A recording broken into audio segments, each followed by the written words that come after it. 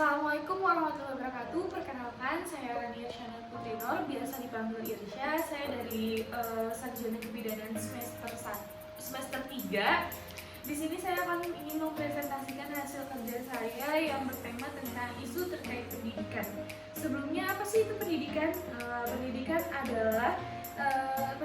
adalah proses yang berkesinambungan dalam arti terjadi secara terus-menerus sepanjang hidup manusia. Arti berkesinambungan di sini yaitu artinya berkelanjutan, di mana orang tua atau generasi muda wajib untuk meneruskan ilmunya kepada anak-anak atau generasi muda pada saat ini, di mana agar generasi muda tersebut itu mampu hidup secara mandiri dan mampu melaksanakan tugas-tugas hidupnya dengan sebaik-baiknya. Orang tua atau generasi tua memiliki kepentingan untuk mewariskan nilai-nilai atau norma-norma hidup dan kehidupan kepada penerusnya. Lalu yang kedua, di sini ada kondisi pendidikan saat ini. Kondisi pendidikan saat ini di Indonesia masih sangat memprihatinkan. Kenapa? Karena fasilitas pendidikan di daerah-daerah, baik sarana maupun prasarana pendidikan, yang kita rasakan sekarang adalah adanya ketinggalan di dalam mutu pendidikan.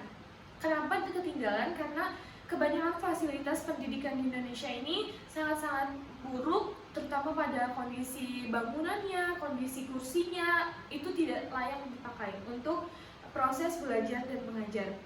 Lalu di sini ada isu pendidikan. Isu pendidikan di Indonesia itu salah satunya adalah gaji guru yang memprihatinkan.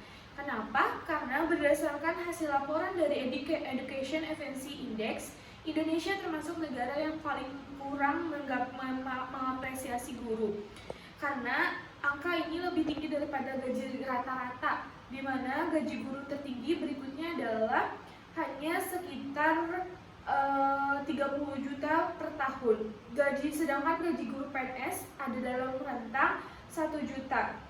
Sementara itu, surat dari Pengurus Besar Persatuan Guru Republik Indonesia atau PGRI kepada Presiden, rata-rata penghasilan guru PNS itu, non-PNS itu pada 2012 adalah 200.000, hanya 200.000.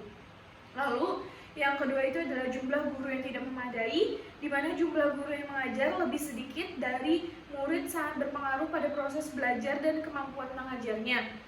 Penguasaan materi dan metodologi pengajaran juga termasuk dalam isu pendidikan pada saat ini. Lalu ada penyebab masalah pendidikan. Penyebab masalah pendidikan itu ada rendahnya kualitas sumber daya manusia, lalu rendahnya efektivitas pendidikan di Indonesia, rendahnya efisiensi pengajaran di Indonesia, lalu yang keempat ada rendahnya kualitas guru, kelima rendahnya kesejahteraan guru, rendahnya prestasi siswa, rendahnya kualitas sarana fisik, terus yang terakhir itu adalah mahalnya biaya pendidikan. Lalu bagaimana solusi untuk menyelesaikan masalah pendidikan pada saat ini? Yaitu pertama ada meningkatkan anggaran pendidikan, kedua perbaikan kurikulum, ketiga pendidikan yang melatih kesadaran kritis, yang keempat pemberdayaan guru, dan yang kelima adalah memperbaiki kesejahteraan guru. Lalu kesimpulan yang dapat saya sampaikan, pendidikan adalah suatu hal yang sangat penting untuk menaikkan mutu individu dan juga untuk memajukan negara pada nantinya. Namun, sangat disayangkan bahwa pendidikan di dalam negeri kita, Indonesia ini masih terbilang kurang dan belum maju. Hal tersebut dikarenakan beberapa masalah yang masih belum terpecahkan hingga saat ini. Masalah yang pertama adalah fasilitas pendidikan yang tidak layak di beberapa daerah kecil, mulai dari fasilitas, akses ke sekolah, ruangan kelas, lalu hingga guru yang kurang memadai, dan itu sangat terbalik dengan sekolah yang ada di pusat kota. Tentunya masalah itu dapat mengganggu proses belajar mengajar dan kualitas para siswanya. Itu saja yang dapat saya presentasikan untuk terkait tema isu terkait pendidikan.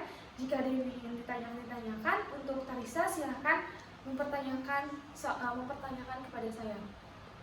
Perkenalkan, nama saya Tarisa Putri. Di sini saya ingin bertanya, kenapa kondisi pendidikan saat ini masih memprihatinkan? Oke, pertanyaannya tadi kenapa kondisi pendidikan saat ini masih memprihatinkan itu karena di Indonesia kualitas pendidikannya masih belum mapan. Anggaran pendidikannya besar, tetapi mutu pendidikan anak-anak Indonesia tetap rendah dibandingkan negara lain. Lalu faktornya itu ada kurikulum, fasilitas pendidik dan lain-lain. Itu saja jawaban yang dapat saya sampaikan. Jika ada salah, mohon maaf. Saya akhiri dengan wassalamualaikum warahmatullahi wabarakatuh.